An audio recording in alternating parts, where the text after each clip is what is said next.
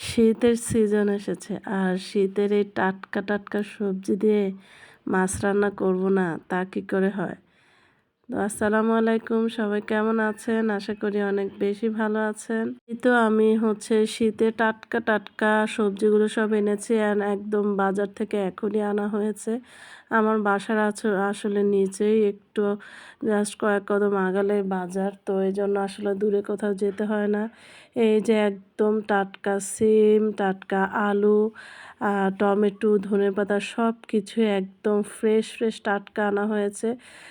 আজকে চিন্তা করেছি একদম আজকে এই টাটকা সবজি দিয়ে আমি মাছটা রান্না করব। এরকম সিম, আলু, টমেটো, ধনেপাতা দিয়ে রান্না করা মাছ খেতে কিন্তু অসাধারণ লাগে, বিশেষ করে শীতের সময়, কারণ সব কিছু একদম টাটকা থাকে। এই তো আমি ফার্স্টে সব রকম মশলা, তেজপাতা সব একসাথে দিয়ে দিয়েছি। ভালো করে মশলাটা কষিয়ে নিব। আমি আমার হাতে আসলে সময় থাকলে চেষ্টা করি মশলাগুলো ভালো করে কষিয়ে নেয়ার, যতক্ষণ না তেল উপরে ভেসে আসে। যদিও যখন হাতে সময় থাকে না তখন আসলে অত একটা কষাতে পারি না, কিন্তু যখন হাতে সময় থাকে আমি এভাবে কষিয়ে তেল উপরে ভেসে আনার পর্যন্ত ওয়েট করি।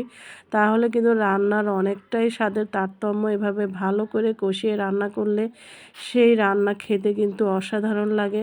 এই তো আমি সব কিছু কষিয়ে নিয়ে আমি এখানে আলুগুলো ফার্স্টে দিয়ে দিয়েছি, কারণ এখানে আলুটা একটু মোটা করে কাটা হয়েছে, এই কারণে আলুটা আমি আগে দিয়েছি। আলুটা অল্প কিছুক্ষণ কষিয়ে নেওয়ার পরে আমি সিমগুলো দিচ্ছি। এখন সিমটা হতে তো আসলে অল্প সময় লাগে, এই কারণে তো যাই হোক, এই যে আলু অ্যান্ড সিম ভালো করে কষিয়ে নিব। কষিয়ে নিয়ে আমি ঝোলের পানি অ্যাড করব। অনেক বেশি ঝোল রাখা হবে না, মোটামুটি আর কি। তো এই তো ঝোলের পানি অ্যাড করে একটু বলক ভাব আসার পরে আমি মাছগুলো উপর দিয়ে বিছিয়ে দিব। একেক সময় আসলে একেকভাবে রান্না করি, কখনো আমি মশলার মধ্যে মাছ কষিয়ে রান্না করি।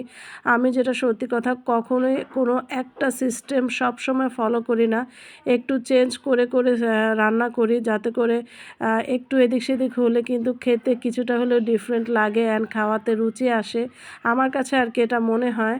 তো যাই হোক, এই তো আমি সবজিগুলো কষিয়ে নিয়ে উপর থেকে মাছগুলো দিয়ে দিচ্ছি।